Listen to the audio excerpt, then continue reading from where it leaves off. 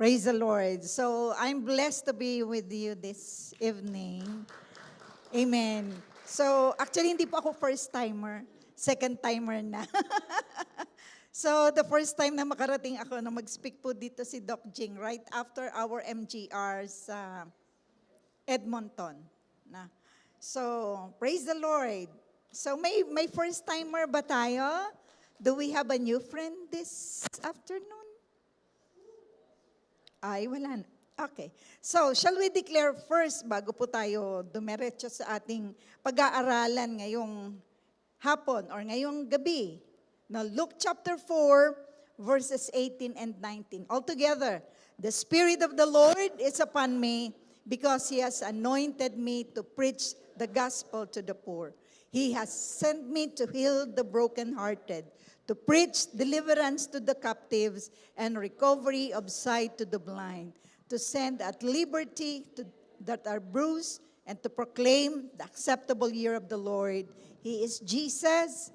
He is the anointed one. Amen.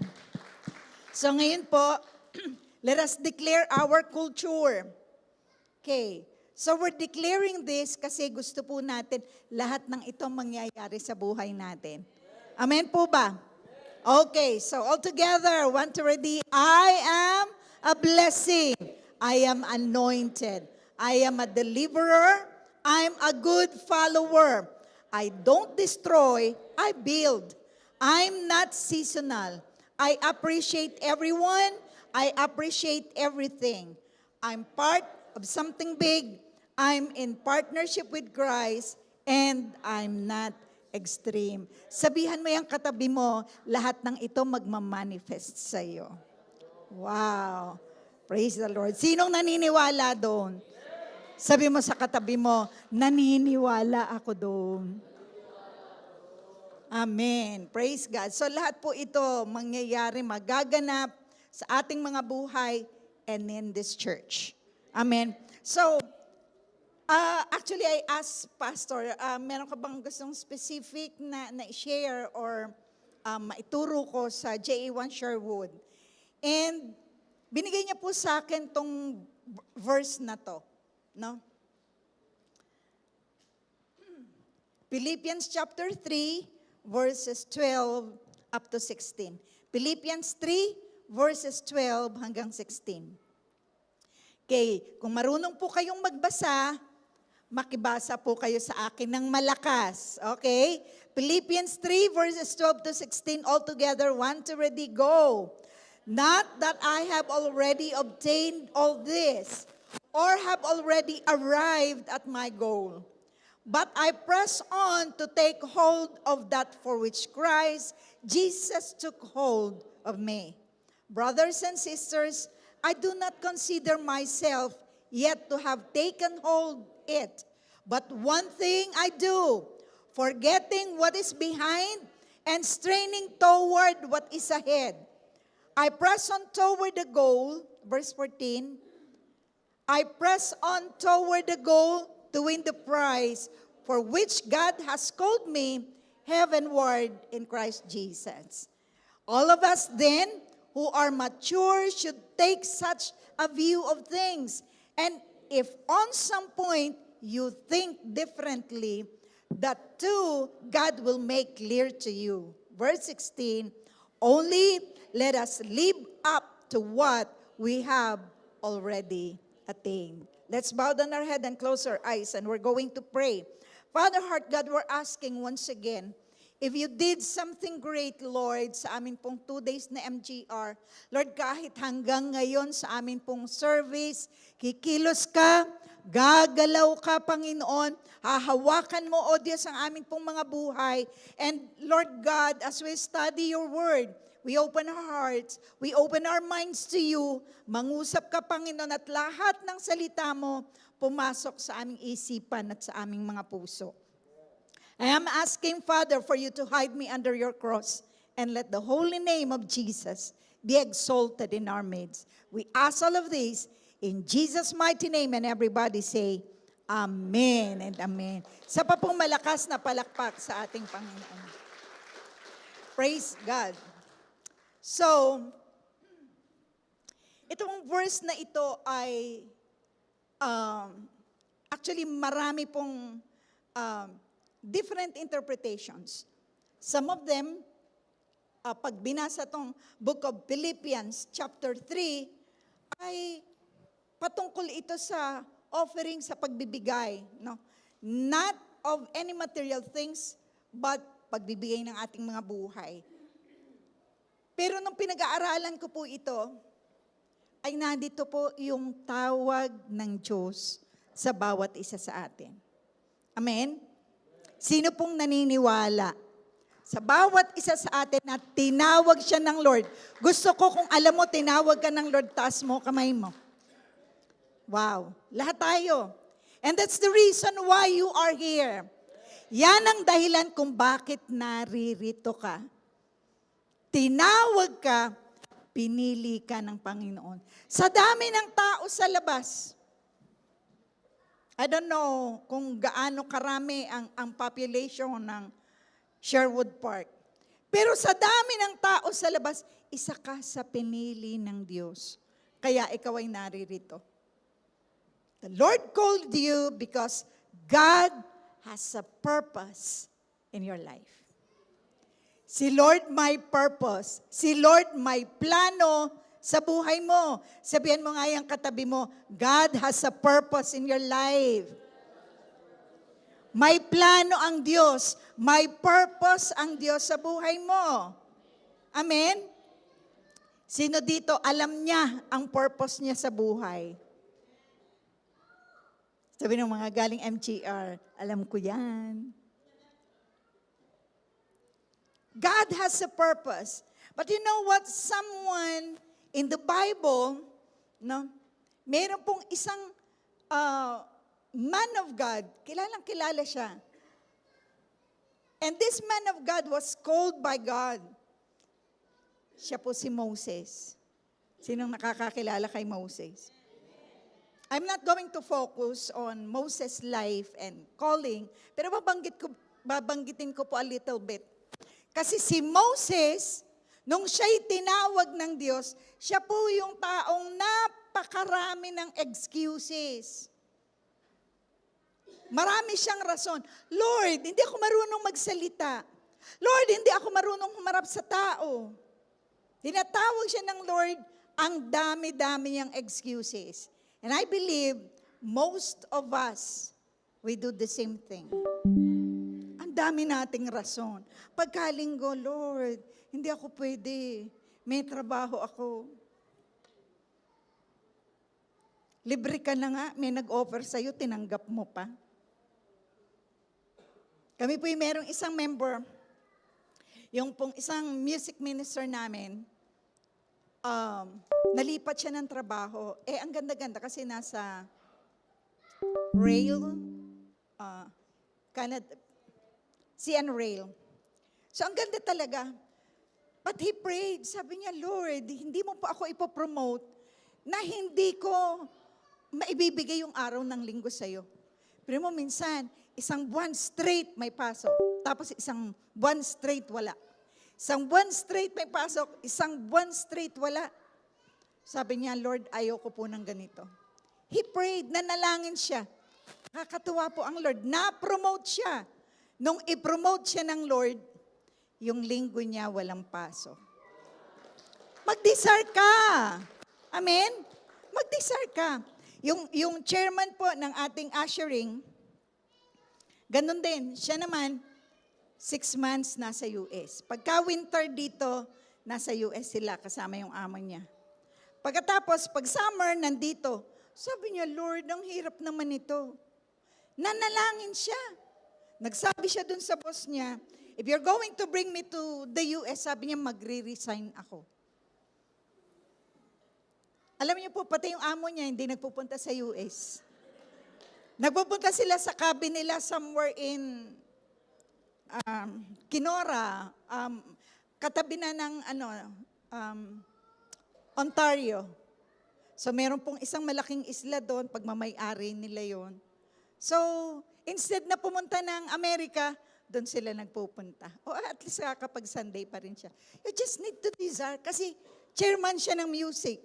Yung isa chairman ng ushering, tapos hindi siya magsa-Sunday. So they prayed. Amen? So, wala pong ibibigay ang Lord sa atin na magiging hadlang sa ating paglilingkod sa Diyos. Minsan tayo na lang ang gumagawa ng rason. So, if we know we are called by God, how are we going to respond doon sa tawag ng Diyos? Dito po sa binasa natin in the book of Philippians chapter 3 verses 12 hanggang 16, sabi dito ni Pablo sa mga taga-Philippians, not that I have already obtained all this or have already arrived at my goal. Hindi ko pa nararating ito. Yung goal ko, hindi ko pa nakukuha. Sabi niya. Pero ang sabi ni Pablo sa mga taga-Philippians, but I press on. Tinignan ko po, no? So, I have 5 here na i-discuss, or sorry, 4 lang pala. May 4 na bagay po akong i-discuss dito. Paano po nagawa ni Pablo na mag-respond sa calling ng Lord? And the first is, we need to press on. That's number 1, press on.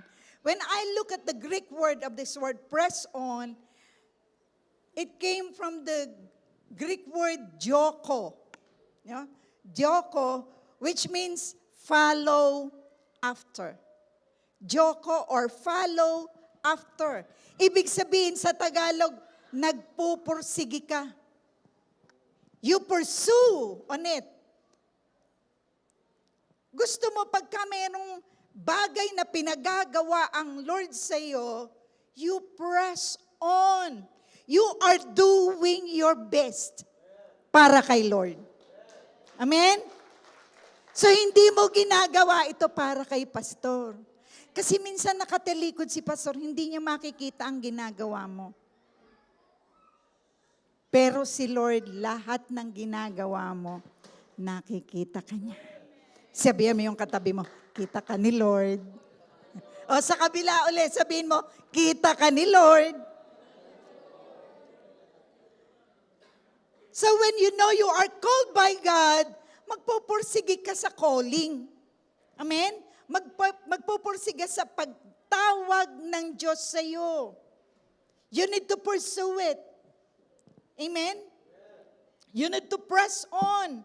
Kung ano man ang pinagagawa ng Lord sa iyo, gumagawa ka ng paraan. Amen? So minsan parang, Lord, ang hirap naman. Mag-isa lang ako. Ang dami kong kasama sa ministry, pero mag-isa lang akong gumagawa, mag-isa lang akong tumatrabaho. Sabi ng asawa ko, when he started to serve the Lord, sabi niya, though no one joins me, pe-preach siya. Minsan, darating sa gawain, ilan lang? 2, 3. Pag maraming nadalo, wow, ang galing. Parang bigay todo pag pe-preach. Ay pag kukunti na, kukunti naman ang dumating. Eh yung preaching mo pang 3 lang. Sabi ng anak ko, si Rev Haniel, nasa Pilipinas po kami noon, nauna akong umuwi kasi kakasal yung panganay namin. Nauna kaming umuwi. So nanonood kami ng kanyang daily devotion. So habang nagpe-preach siya, alam mo yung kaharap niya naman cellphone lang at saka yung kanyang iPad. Pero pag nag-share siya, sabi ng anak ko, tignan mo si daddy, kaya ang kaharap ay cellphone. Nag-share. Hindi niya naman alam kung ilan yung nanonood sa kanya. Minsan nag-a-appear, ilan yung 30, 40. Minsan pag namali siya ng oras, 12 lang. But he's doing the same thing. Because he knows kung sino yung pinaglilingkuran niya. Tayo, pag nagpupursige ka, though no one joins me still, I will follow. Sabihan mo yung katabi mo, kahit hindi mo ako samahan, susunod ako kay Lord. Sigawan mo yung katabi mo, pero wag kang mag-alala. Pipilitin kita. Hello? Hihilahin kita. Amen? So we need to press on. The second thing is, hold on. Hold on. Sabi niya dito, but I press on to take hold of that which for Christ Jesus took hold of me. Tiningnan ko tong word na to, hold on. Ang Greek word nito is katalambano. No? Parang Tagalog lang. Katalambano, which means to apprehend, to take possession, or bring to an end. Hindi ka titigil hanggat makuha mo o mapasayo yung isang bagay. Lord, hanggat hindi mo ko ginagamit, hindi ako hihinto. Hindi ka masasanay na taga-upo ka lang. Amen? Sabihan mo yung katabi mo, alam ko, hindi ka taga-upo lang. Gagamitin ka ni Lord. Amen? Amen? Nakikita mo ba yung mga upuan na yan? Anong nakita nyo? Marami pang bakante, di ba? Sabihin mo yung katabi mo, gagamitin ka ng Lord para punuin ito. Just a testimony. Nung lumipat po kami dun sa bagong church, pero luma yun. Sabay ganun eh. Luma yung church, bagong luma. Eh kami nasa 50 to 60 umaattend pagka Sunday. Ay, yung lugar ay good for 500. Nung lumipat kami, sabi nila, Pastora, bakit na lumipat tayo dyan? Kalaki-laki ng place. Tatlong ganito po yun, tatlo. Pero, ganito ba kalalaki pews natin? Mas mahaba, no? So, tatlo na ganito. Tapos, siguro po, doblehin mo yung haba. May mezzanine pa. Pero dun sa mezzanine po, ay napakarami pa ring upuan. Good for 500. Sa amin po sa Quezon, alam niyo ba yung liputi? Sinong may alam nun?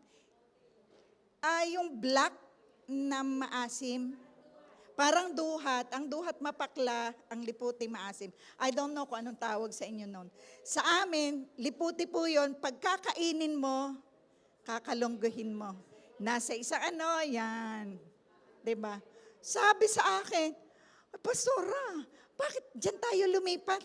Sa dami po naming napuntahan ni Kadmil na place. Tatawag kami, walang sumasagot, pupuntahan namin yung church, kumakato kami, walang sumasagot. Napakarami po naming pinuntahan. Most of it, hindi available. Yung iba, may service na ng Sabado ng gabi, linggo ng umaga, linggo ng hapon, linggo ng gabi. As in, wala kaming makita. Nung ma-open po itong lugar nito, wow, ang laki.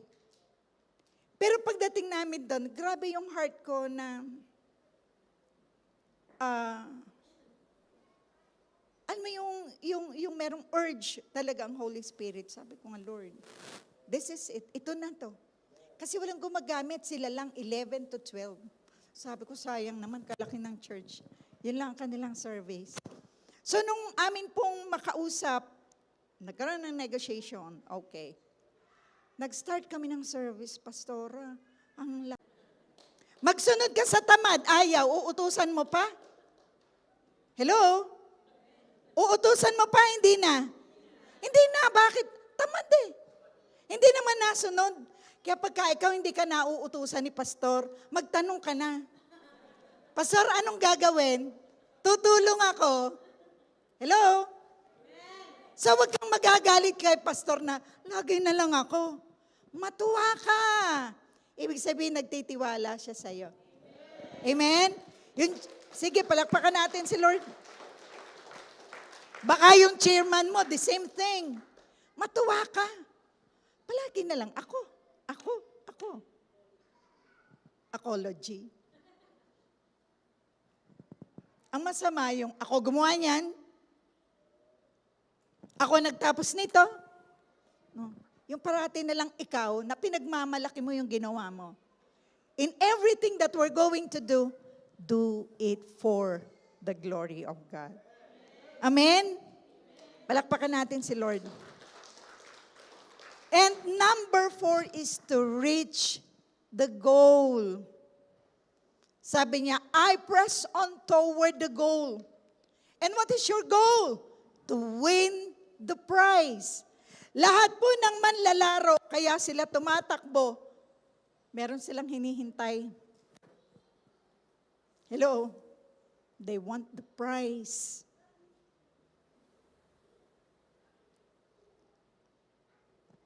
Sa pagtakbo po ng mga tao na to, actually, yung mga runners, ang tinatanggap nila, mga earthly prize.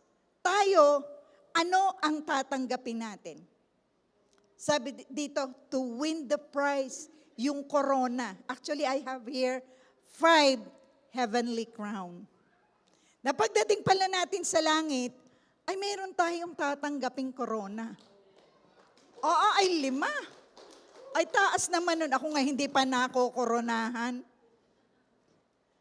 Gusto ko nung bata pa ko, ay, yung sasali ka sa gala, may corona ka, may ganun. Eh, hindi kasi ako sa kagandahan, kaya walang nakuha sa akin. Siyempre, unbeliever ka pa during that time. Pero alam nyo ba, nung nakakilala tayo kay Kristo, wow, merong crown naghihintay sa'yo, tsaka sa atin. So, this 5 heavenly crown, the first one is what we call the imperishable crown, or we call it incorruptible crown. 1 Corinthians chapter 9, verses 24 to 25. 1 Corinthians 9, 24 to 25. Do you not know that in a race, all the runners run, but only one gets the prize? Run in such a way as to get the prize. Everyone who competes in the games goes into strict training. They do it to get a crown that will not last. But we do it to get a crown that will last forever. Wow. Ito po yung koronang hindi mawawala. Amen? So ang imperishable crown or incorruptible crown, ito po'y binibigay, it was given to those individual who demonstrate self-denial and perseverance. Ito pong crown na ito, ibinibigay sa mga taong mapagpakumbaba. They know how to deny themselves. Ito po yung isa sa napakahirap gawin. Minsan akala natin ang tao hindi masyadong nagsasalita, ang tao hindi ganun ka-vocal. So, parang feeling natin, ay hindi naman ma-pride yan, mabait nga yan eh. Hindi lahat ng hindi palaimik ay hindi ma-pride. Kalimitan nga yung mga hindi nagsasalita, yun ang ma-pride. Alam niyo bang pagiging mahiyain is a pride? Hello? Oh? Mahiyain nga ako, pride ba yun? Ayaw mo magsalita, bakit? Ayaw mong mapahiya eh. Pag nagsalita ka eh. Diba? So, ang imperishable crown, ibinibigay po yan sa mga tao who knows how to humble themselves. Yung Lord, wala pong ako, ikaw lang. Amen? Yung walang self, puro si Jesus lang. Walang S. Ano po yung S? Wala sumpong? Okay. Walang S, walang self, puro J lang, Jesus. O kung S pa rin yan, it is the Spirit of God. The Holy Spirit of God. No?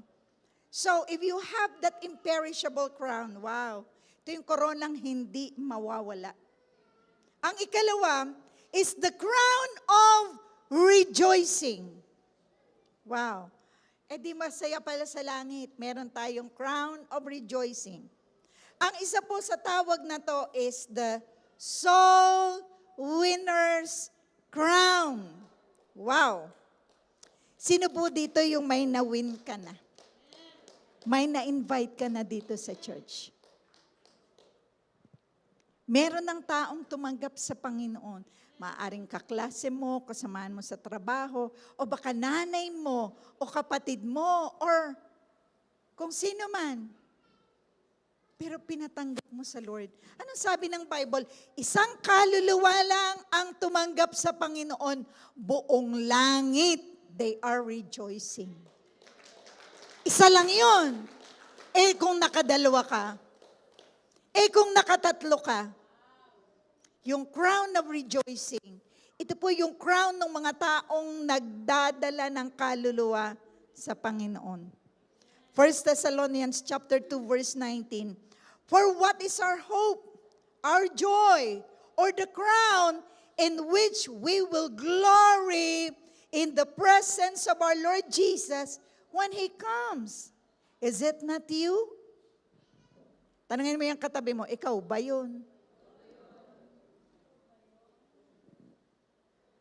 Ikaw ba yun yung sinasabi ng 1 Thessalonians chapter 2 verse 19? No? Na nasa sa iyo yung soul winner's crown or the crown of rejoicing. Bakit? Kasi nagdadala ka ng kaluluwa sa Panginoon. At isa po sa purpose natin yan. That's the main purpose why the Lord Jesus Christ died for you and for me. To win those souls for the Lord. Kaya mga kapatid, let us start to populate heaven. Punuin natin ang langit ng kaluluwa.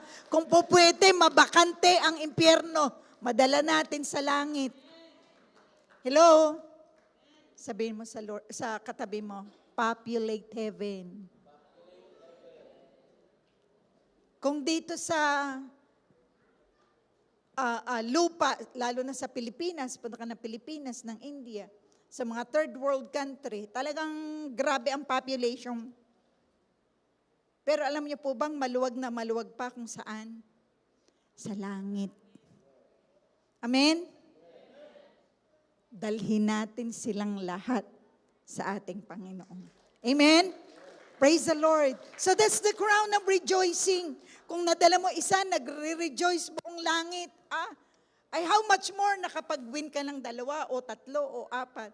I remember, yung pong isang uma-attend sa church, ay kasamahan ko po sa work yun sa school. When I'm still working sa Winnipeg School Division, nagwo-work po ako before as EA. Pero last September, ako po'y medyo nagpahinga ng konti. Hanggang ngayon, pahinga pa rin.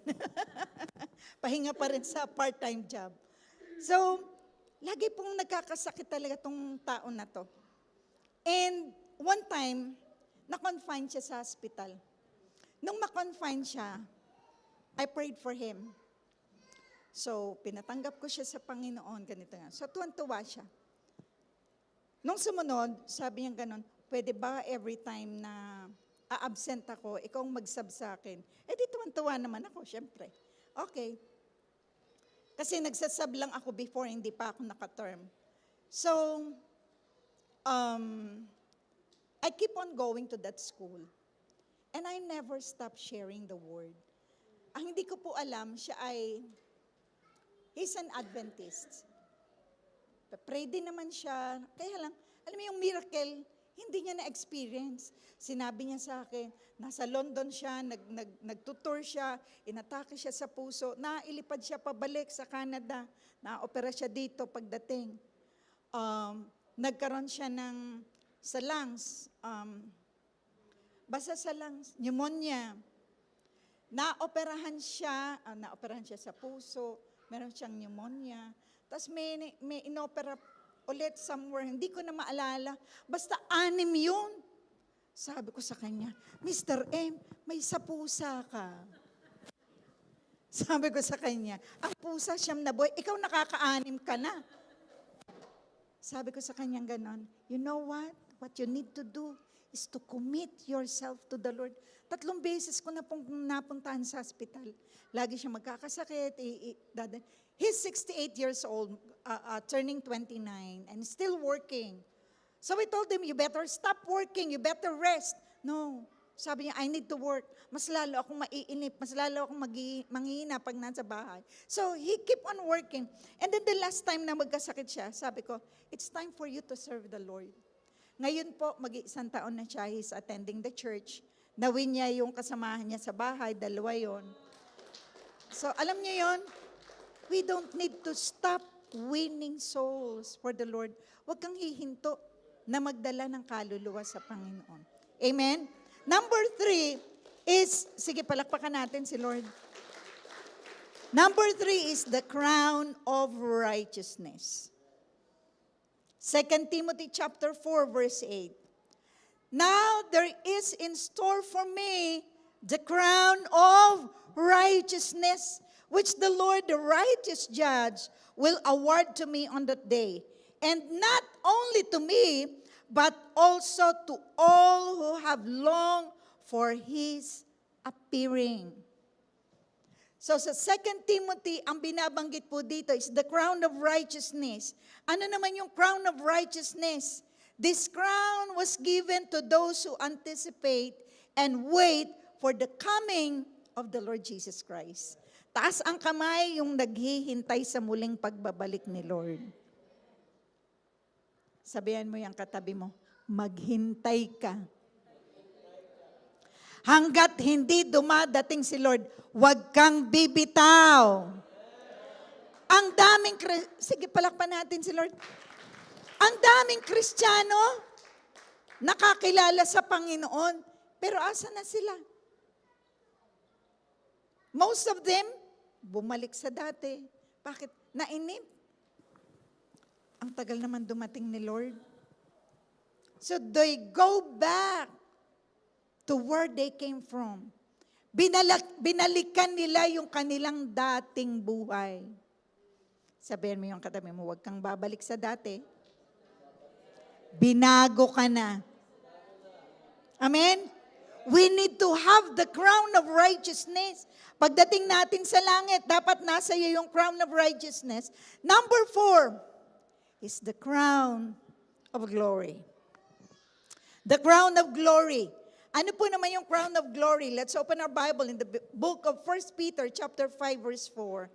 And when the chief shepherd appears, you will receive the crown of glory that will never fade away. Wow.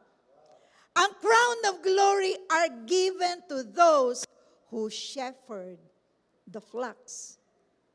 Eh di pastora, yan parang crown of glory na yan para sa mga pastor lang. No. This crown of glory will be given. Sabi niya, when the chief shepherd appear, you will receive the glory that will never fade away. Kaya kung ikaw, mananatili kang nakaupo, wala kang ginagawa, for sure hindi mo matatanggap yan. Pero kung mag-win ka, mag-i-invite ka, mag-win ka, mag-aalaga ka, magiging AG leader ka, anointed group leader ako, ilan ang hawak mo? Isa. Eh so what kung isa? At least may inaalagaan ka. For sure, pag na-enjoy mo yung isang kaluluwa, sasabihin mo, ay masaya palang mag-AG. Dadagdagan ko, pag may bago, pag may first timer, akin yan, ako mag-aalaga dyan. Hindi lang ganun. Nandun ka sa school mo, Lord, kailangan may mawin ako. Kailangan, Lord, may alagaan ako. Nasa opisina ka, hindi ka satisfied na type ka lang doon. Kaya text ka ng text, nagtatrabaho ka, text ka ng text. Mahuli ka sana. Okay? Joke lang. Ano may nasa opisina ka? Anong ginagawa mo? Nagla-lunch break kayo. Ay, ito may baon ako para sa'yo. Mamigay ka lagi. Nung nasa school ako, lahat ng mga teachers na ina-assist ko, paggagawa ko sila ng wrap, no? Dadalhan ko.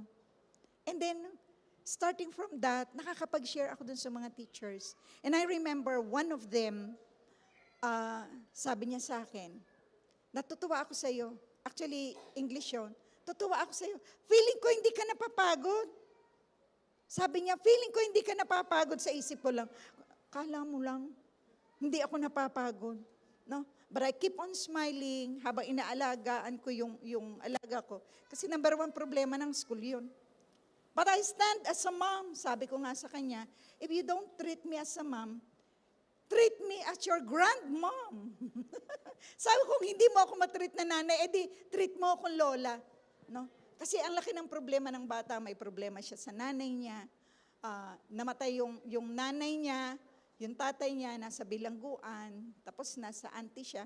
Wala siyang psychological problem. Meron siya emotional problem, kaya war freak ang bata. So I keep on talking to him. Kinakausap ko siya. Bigla niya akong binaliktad sa tiya niya. No, so nagalit yung auntie niya. So kinausap ko naman. No. At natutuwa ako kasi itong batang ito, inilipat ng school. Hindi daw namin inaalagaan. Alam niyo ba, after a year, ibinalik nung tita sa school namin. And he keep on looking at me. Sabi niya, Mrs. L, I want you to be my EA. Mrs. L, I want to be with you. Mrs. L, ay. Bakit? You keep on sharing. Hindi ko po directly na sinishare ang gospel kasi bawal yon sa amin. Pero binabanggit ko, you know, Jesus loves you. Mahal ka ni Jesus. Pati po dun sa tita, nabanggit ko, nasabi ko yung word na yun. So alam niyo po ba, napakasarap na tayo ma-receive natin yung crown of glory. Sabihin mo yung katabi mo, kaya mula ngayon, mag-alaga ka. Mag-win ka. Amen? So, pag tumugon ka, for sure, someday, sinong gusto dito, gusto maging life group leader? Sige, palakpakan natin si Lord. Because I know and I believe darating ang time lahat tayo magiging life group leader. Ngayon po sa amin, halos nasa third na kami level. Ako, plus yung aming mga life group, meron silang kanya-kanyang hinahawakan. So, 1, 2, 3. Ika-4 na pala. Kasi sa amin pong mentoring, ang parati kong ine-encourage doon sa mga AG leader natin, we need to develop leaders like you. Kailangan nating kaya since January, ang amin pong goal, bawat isa sa inyo makakapag-train kayo ng AG leader. Assignment nila nung January, pinasulat ko, sino ang inaay mo na magiging AG leader dun sa AG mo? So nagsulat po sila ng pangalan. Yung iba nagsulat ng isa, yung iba 2, yung iba 3. So at least ngayon, yung iba gagraduate ng SOD3. Kasi hindi ka po pwedeng graduate ng SOD3 nang wala kang nawiwin. Hello? They are excited. Pag mayroong bagong dumating, nag-aagawan, ako mag-aalaga doon. Ako mag-AG doon. Sabihin nila doon sa aming welcome team, no? Pag may mga bago, at pwede ba ako mag-alaga sa kanya? So yung pong mga youth, so pinapa-under namin sa mga youth. Yung mga young pro, under ng young pro. Yung mga adult, under din ng adult. So alam mo yun, nag-uunahan sila. Kaya every time na meron kaming first timer, ang gagawin po ng aming welcome team, dadalhin sa baba, meron po kaming ballpen, meron kami, ewan ko dati may kape, parang nawala na yata. At least ma-feel nila, no? Wala pa kasi kaming VIP room. Hindi pa pinapagamit sa amin ibang room. But at least, nandun sila sa library, they're having their welcome, with the welcome po sila ng ating welcome team. No? At aalis sila, at least meron silang mga souvenir from JA1 Winnipeg. Meron silang ballpen, sabi nga, dagdagan nyo naman. Baka, ballpen lang. Pero ballpen pa lang natutuwa na sila. Ay, thank you, aalis sila. They have something with them. Amen? And the last crown is the crown of life. The crown of life. Ano po itong crown of life? In Revelation chapter 2, verse 10, do not be afraid of what you are about to suffer. I tell you, the devil will put some of you in prison to test you, and you will suffer persecution for 10 days. Be faithful, even to the point of death, and I will give you life as your victor's crown. Sige, palakpakan mo si Lord. Ano yung crown of life? Ang crown of life, we call it sometimes the martyr's crown or the victor's crown. Alam mo yung mga martyrs nung una, yung mga sa New Testament, ang mga 12 disciples, most of them, they became martyrs. Meron po sa kanila na namatay, pinugutan ng ulo. Meron po sa kanilang namatay, ipinako sa krus. Meron po sa kanilang namatay, ipinako pero pabaliktad. Hindi ko na po maalala kung sino specifically, ito si John. No? Si Stephen, namatay siya na binato. Nung pumunta po kami ng Korea, meron po dong martyrs, anong tawag doon? Yung mga lumang museum. Makikita niyo po doon sa Korea, yung mga pictures and stories of different martyrs. Yung mga early 1700s, 1800s, na meron po doon, alam mo yung nasa, anong tawag doon sa umiikot? Roleta. What do you call that in English? Basta alam niyo ba yung roleta? They're going to spin it. Pag spinin talaga yung mga martyrs during that time. Meron sa kanila, inilulubog sa kumukulong mantika. Meron sa kanila, tatanggalan ng kuko. Isa-isa. So yung mga pictures po nandun, makikita ninyo. And these people die sacrificing themselves for Jesus. Sa panahon natin, wala nang gumagawa nun. Hello? I remember, meron pa akong nabasang libro. Hindi ko na maalala ang pangalan niya. He's actually from Africa. And nung dumating yung isang Amerikano, and he's preaching, grabe yung move ng Lord. So, tuwang-tuwa itong African na to. Kasi sa Amerika, ganito, ganyan. So sabi niya, Lord, I want to go to America. Pagdating niya sa Amerika, tuwang-tuwa siya. Ang lalaki ng simbahan. Ang gaganda ng upuan. Yan nga, ganyan. Yung iba may foam, di ba? May cushion pa yan. Pero nakita yung mga tao, kung dumating sa church, late.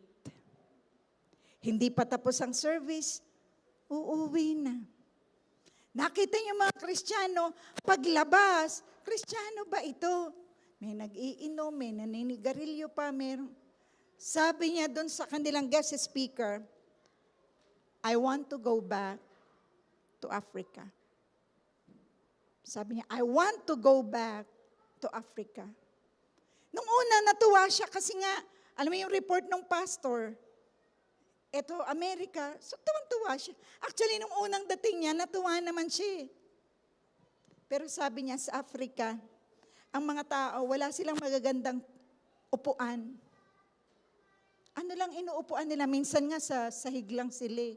But yung mga tao, bago pa lang mag-start ang service, puno na yung church. Hindi sila uuwi hanggat hindi natatapos ang service. Right after the service, they're going to have their fellowship. Magpe-fellowship sila. They're going to pray for one another. Na andun yung fire. Sabi nung Aprikano, sige, palakpakan natin si Lord. Sabi nung Aprikano na to, hindi ko ipagpapalit ang magagandang pews kaysa dun sa sahig na aming inuupuan. Hindi ko ipagpapalit yung malalaking simbahan. Doon simbahan nila na butas-butas na kapag umulan, tumutulo pa. Hello? Yung victor's crown, ibibigay ng Lord to the martyrs. Doon sa mga taong handang magtiyaga, handang maglingkod sa Panginoon hanggang sa kanyang pagbabalik. Amen? Sabihin mo nga sa katabi mo, ako yon. So, grabe. Sinong gusto yung 5 crown na to mapa sa kanya? Wow. Kung gusto mong tanggapin lahat tong crown na to, tumugon ka sa tawag ng Diyos. Sabihan mo yung katabi mo, tumugon ka sa tawag ng Diyos sa iyo. So, kung alam po natin, tinawag tayo ng Lord, wag natin siyang questionin. Wag ka nang gumaya kay Moses. Lord, hindi ako marunong. Hindi ako marunong magsalita. Lord, I'm weak. Ang daming dahilan. Wag mo nang questionin ang tawag ng Diyos sa iyo. Ngayong pong hapon, I just want to ask you, decided ka ba na maglingkod kay Lord?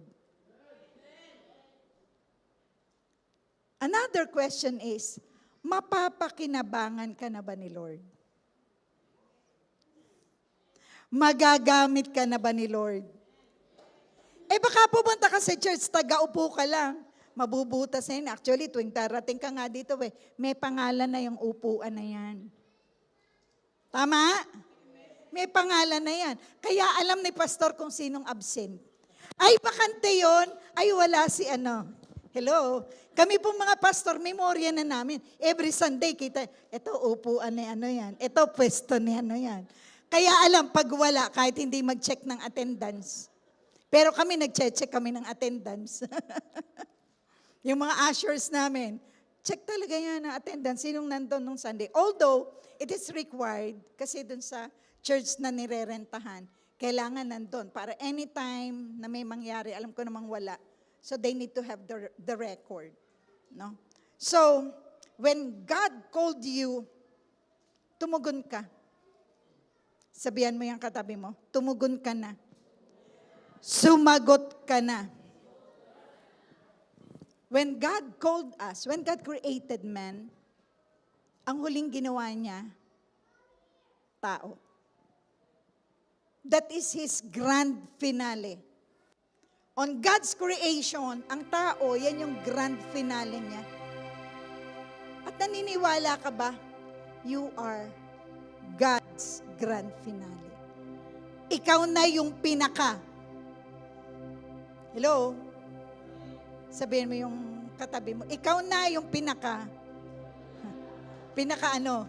Pinaka mabait? Pinaka... So, the last thing na gusto kong banggitin.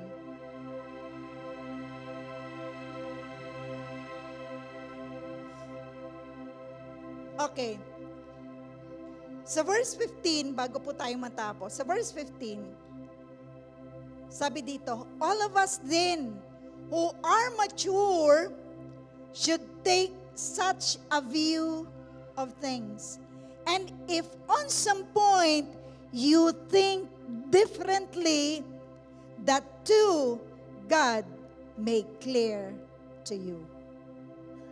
Sabi dito, if on some point you think differently, may iniisip ka pang iba, o baka mamaya nagdududa ka pa, Lord, tinawag mo ba talaga ako?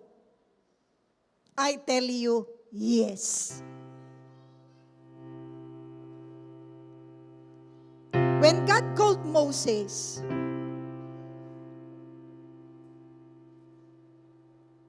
sabi ng Lord, sabi ni Moses, kung ililigtas ko po yung mga Israelites, Sabi niya, ano pong sasabihin ko? Sino ang nag-utos para alisin ko yung mga Israelites sa lugar na ito? Anong sabi ni Lord? Just say, I am. Sa pagsunod natin sa Lord, maaaring iniisip natin, Lord, mahirap. Hindi ko alam. Pero nung sinabi ni Lord, I am, that word itself, I am, is enough. Sabi ni Lord, I will go with you. Dun sa pagtawag ng Lord, ang lagi mong iisipin, sasamahan ka ng Diyos. At si Lord, sapat na. Habang kasama mo, you are fulfilling the purpose of God in your life. Si Lord, sapat na. He is enough. So kung hanggang ngayon nagdo-double mind ka pa, nagdududa ka, Lord, paano akong gagamitin? Wala naman akong alam. Lord, mahihiyain ako. Lord, ang dami ko talagang trabaho. No? Mga kapatid, let go of feeling of an inadequacy. Take hold of God's all sufficiency. Ikaw kulang ka. Wag lang kulang-kulang. Ikaw kulang ka, pero si Lord sapat na. Kung feeling mo you are inadequate, Lord, hindi ako sapat. Si Lord, He is your sufficiency. Lord, hindi ako marunong mag-share. Yung power ng Lord ibibigay sa'yo. Yung kapangyarihan ng Lord ibibigay sa'yo. Nagsasalita ka pa lang, yung kasama mo sa trabaho umiiyak na. Baka may kamag-anak ka may sakit. Pray for them. Bago mo ipanalangin, sabihin mo, bago ka pagalingin ni Lord, ang pinakamaganda, hindi lamang katawan mo ang gagaling, pati kaluluwa mo. So let them accept Jesus as their Lord and their Savior. Sinong excited doon? Sinong excited na gagamitin siya ng ating Panginoon? Naniniwala po ako, lahat ng naririto, babae, lalaki, bata, matanda, I have heard, merong bata dito, maliit pa lang, nag-e-evangelize na. Anak ni Sister Anna, tama ba? Eh, yung bata nga, may na-win na. Sabihin mo yung katabi mo, yung bata nga, may na-win na. Ikaw pa. Sabihin mo, gagamitin ka din ni Lord. Uulitin ko, pwede ka ba? Available ka ba na magpagamit kay Lord? Kapatid, look at your worth. Tignan mo kung gaano ka kahalaga. Sabi ng Bible, no? What shall it profit a man if he gain the whole world and loses his own soul? Yang katabi mo, hindi kayang ipagpalit ni Kristo sa buong mundo. That's the reason why He died on the cross. Namatay si Kristo para sa iyo kasi mahalaga ka. Kasi importante ka, kaya tinawag ka. Mag-appear kayo. Nung katabi mo, sabihin mo, importante tayo. Come on. You are God's grand finale. Last thing, tawad to. Nakatatlong last na yata ako na. Okay. So dahil tinawag tayo ng Lord, what do we need to do? Isa lang. Respond to God's call. Sumagot ka na. Ang hirap mong pasagutin eh. Ang hirap mong ligawan. We need to respond to God's call. In Exodus chapter 3 verse 4. Promise, 2 verse na lang to.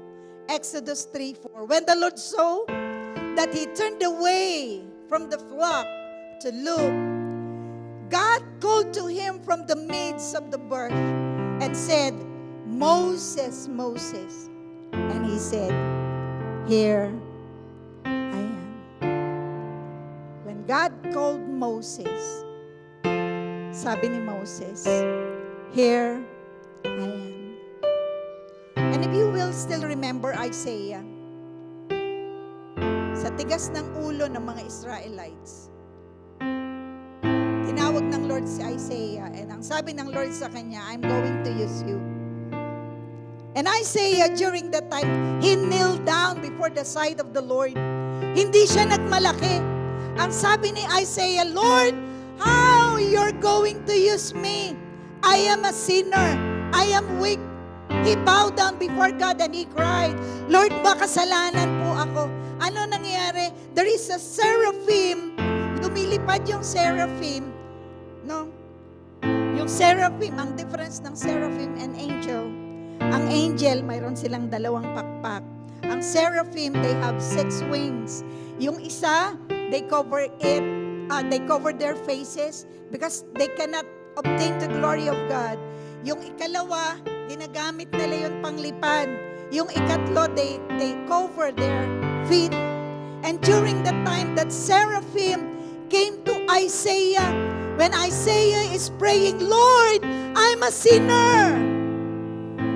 Anong sabi nung angel? Kumuha siya ng coal and he put it on Isaiah's tongue. Pagkalagay nung seraphim ng coal dun sa kanyang labi, sabi nung angel, "God has forgiven you." Dun sa krus, hindi lang pinatawad, nilinis ng Diyos lahat ng ating kasalanan. And when God asked Isaiah, sabi ng Lord, "Then whom shall I send?" And then Isaiah answered, "Here I am, Lord. Send me." This evening, God is calling you. Ngayong gabi, tinatawag ka ng Diyos. Kung alam mo, tinatawag ka ng Panginoon, I want you to stand up. Kung alam mong may tawag ang Diyos sa iyo, tumayo ka.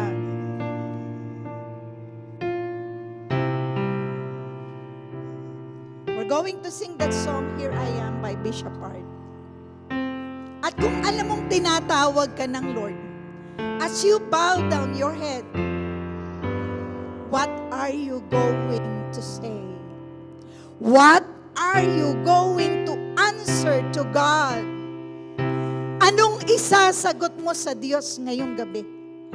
God is calling you. Tinatawag ka ng ating Panginoon. Huwag ako sagutin mo si Lord. Because it is He who is calling you right now. What you want me to do. Hallelujah. 'Cause my life is yours. I'm for you. Here I am.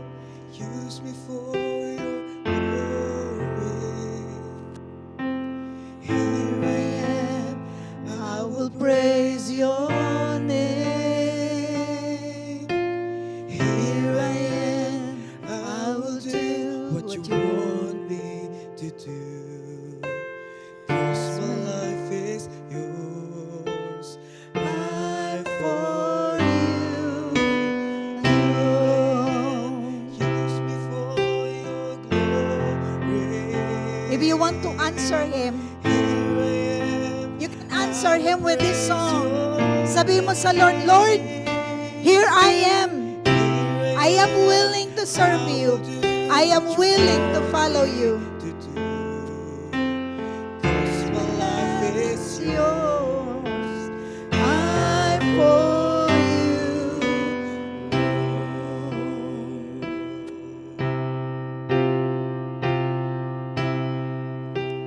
Here I am. Use me for your glory. Kung nung mga nakaraang taon, alam mo, nandiyan yung tawag ng Lord, I will praise but you your keep name. on resisting the call of God. I will do Nire-resist mo. me. Minsan nga, tinataguan mo pa si Lord. 'Cause my life is yours. It is high time for you to answer God's call. At sabihin mo, Lord, here I am. Use me for your glory. Here I am, I will praise your name. Here I am, I will do what you want me to do. 'Cause my life is yours, I'm for you. Minsan pa sabihin mo kay Lord, here I am. Use me for your glory. Here I am, I will praise your name. Let this song be a prayer of your heart. Just say, Lord, here I am. I will do what you want me to do. 'Cause my life is yours, I'm for. With all your heart, sing this song. Here I am. Use me for your glory. Here I am, I will praise your name. Here I am, I will do what you want me to Because do. my life is yours. 'Cause my life is yours, I'm For the last time, here I am. Use me for your glory.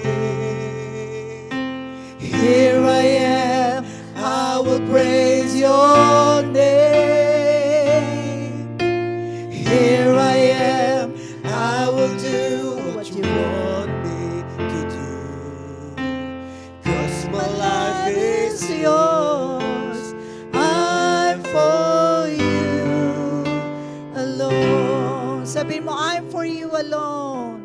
And I'm for you alone. I'm for you alone. And I'm for you alone. If you really want to follow Him, just follow this prayer. Sabihin mo ang panalangin ito, Ama, naririto ako. Narito ako. Here am I, Here am I, willing to serve you, willing willing to to serve, follow you, willing to follow, willing to fulfill willing to fulfill my purpose in life. my purpose. Isa lang po ang hiling ko. Isa lang po ang dalangin ko. Isa lang po ang dalangin. Samahan mo ko. Samahan mo. Wag na wag mo akong iiwan Huwag mo akong as iiwan. I fulfill As I fulfill my purpose in life. my purpose. Mula ngayon, Mula susunod ako sa iyo. susunod ako sa iyo. Continue to bow down your head and close your eyes. Father, right now, I ask and I pray, right after this man and woman respond to your call, Panginoon, bawat nais mo, bawat plano mo sa kanilang mga buhay, mangyayari, magaganap.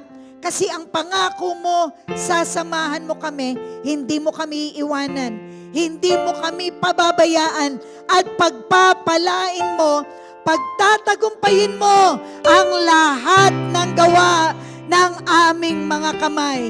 God, we declare, every one of them will be a soul winner. Magdadala kaming lahat ng kaluluwa sa lugar na ito.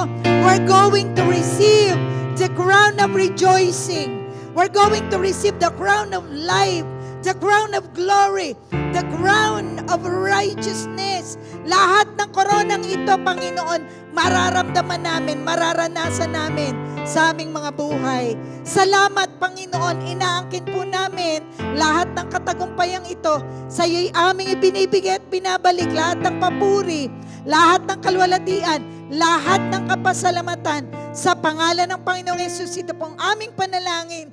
Tayong lahat ay magsabi ng Amen, Amen, and Amen. Congratulations. Ngayon pa lang, I believe pag-arap natin kay Lord, sasabihin ng Lord, well done, my good and faithful servant. God bless you po.